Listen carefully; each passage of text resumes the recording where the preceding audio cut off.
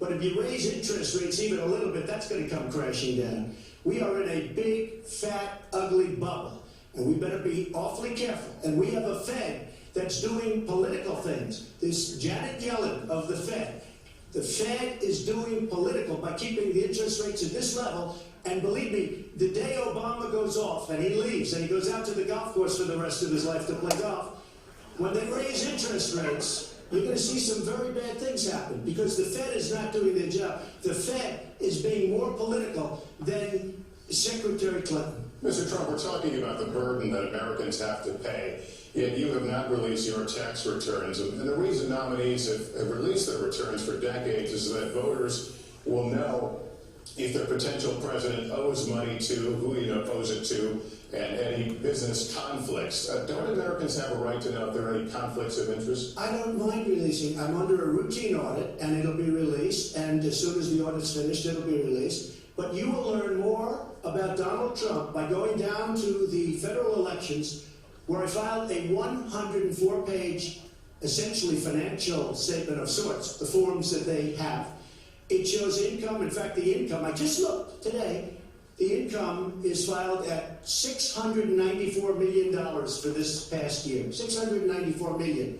If you would have told me I was going to make that 15 or 20 years ago, I would have been very surprised. But that's the kind of thinking that our country needs. When we have a country that's doing so badly, that's being ripped off by every single country in the world, it's the kind of thinking that our country needs, because everybody, Lester, we have a trade deficit with all of the countries that we do business with of almost $800 billion a year. You know what that is? That means who's negotiating these trade deals?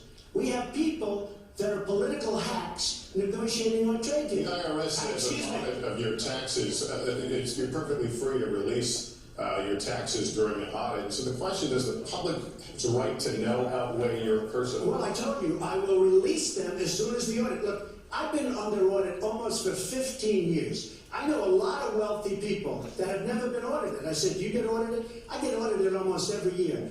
And in a way, I should be complaining. I'm not even complaining. I don't mind it. It's almost become a way of life. I get audited by the IRS, but other people don't.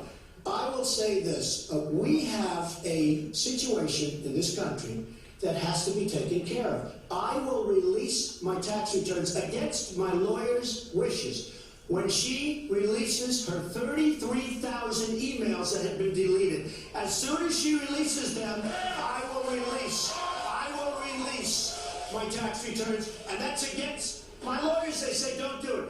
I will tell you this. No, in fact, watching shows, reading the papers, almost every lawyer says you don't release your returns until the audit's complete. When the audit's complete, I'll do it. But I would go against them if she releases her. So it's negotiable? It's not negotiable. No, let her release the email. Why did she delete 33,000? Well, I'll let her ask that, but let me just admonish the audience one more time. There was an agreement. We did ask you to be silent, so it would be helpful for us. Secretary Clinton. Well, I think you've just seen another example of bait and switch here.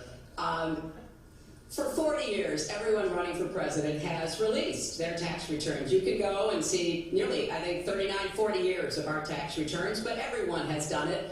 We know the IRS has made clear there is no prohibition on releasing it when you're under audit. So you've got to ask yourself, why won't he release his tax returns? And I think there may be a couple of reasons. First, maybe he's not as rich as he says he is. Second, maybe he's not as charitable as he claims to be. Third, we don't know all of his business dealings, but we have been told through investigative reporting that he owes about $650 million to Wall Street and foreign banks. Or maybe he doesn't want the American people, all of you watching tonight, to know that he's paid nothing in federal taxes, because the only years that anybody's ever seen were a couple of years when he had to turn them over to state authorities when he was trying to get a casino license, and they showed he didn't pay any federal income tax. So if he's paid zero, that means zero for troops, zero for vets, zero for schools or health. And I think probably he's not all that enthusiastic about having the rest of our country see what the real reasons are, because it must be something really important, even terrible, that he's trying to hide. financial disclosure statement, they don't give you the tax rate. They don't give you all the details that tax returns would. And it just seems to me that this is something that the American people deserve to see, and I have no reason to believe that he's ever going to release his tax returns, because there's something he's hiding. And we'll keep guessing at what it might be that he's hiding.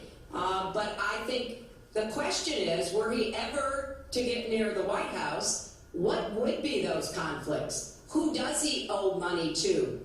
Well, he owes you the answers to that, and he should provide them. He also raised the issue of your emails. Do you want to respond to that? I do. You know, I made a mistake using a private email. That's for sure. And if I had to do it over again, I would obviously do it differently. But I'm not going to make any excuses. It was a mistake, and I take responsibility for that. Mr. Trump? That was more than a mistake. That was done purposely. Okay, that was not a mistake. That was done purposely. When you have your staff taking the Fifth Amendment, taking the Fifth, so they're not prosecuted. When you have the man that set up the illegal server taking the Fifth, I think it's disgraceful. And believe me, this country thinks it's disgraceful. It really thinks it's disgraceful also. As far as my tax returns, you don't learn that much from tax returns, that I can tell you. You learn a lot from financial disclosure. And you should go down and take a look at that. The other thing, I'm extremely underleveraged. The report that said 650, which, by the way, a lot of friends of mine that know my business said, boy, that's really not a lot of money. It's not a lot of money relative to what I had. The buildings that were in question, they said in the same report, which was, actually wasn't even a bad story, to be honest with you, but the buildings are worth $3.9 billion. And the 650 isn't even on that. But it's not 650, it's much less than that. But I could give you a list of banks. I would, if that would help you, I would give you a list of banks. These are very fine institutions, very fine banks. I could do that very quickly. I am very underleveraged. I have a great company. I have a tremendous income. And the reason I say that is not in a braggadocious way. It's because it's about time that this country had somebody running it that has an idea about money. When we have $20 trillion in debt, and our country's a mess. You know, it's one thing to have $20 trillion in debt, and our roads are good, and our bridges are good, and everything's in great shape. Our airports are like from a third world country. You land at LaGuardia, you land at Kennedy, you land at LAX, you land at Newark, and you come in from Dubai and Qatar, and you see these incredible, you come in from China, you see these incredible airports, and you land, we become a third world country. So, the worst of all things has happened. We owe $20 trillion, and we're a mess. We haven't even started. And we've spent $6 trillion in the Middle East, according to a report that I just saw. Whether it's 6 or 5, but it looks like it's 6. $6 trillion in the Middle East. We could have rebuilt our country twice. And it's really a shame. And it's politicians like Secretary Clinton that have caused this problem. Our country has tremendous problems. We're a debtor nation, we're a serious debtor nation, and we have a country that needs new roads, new tunnels, new bridges, new airports, new schools, new hospitals, and we don't have the money because it's been squandered on so many of your ideas. And maybe because you haven't paid any federal income tax for a lot of years. And the other thing I think is important, it would be squandered too, is believe me. If your main claim to be President of the United States is your business, then I think we should talk about that.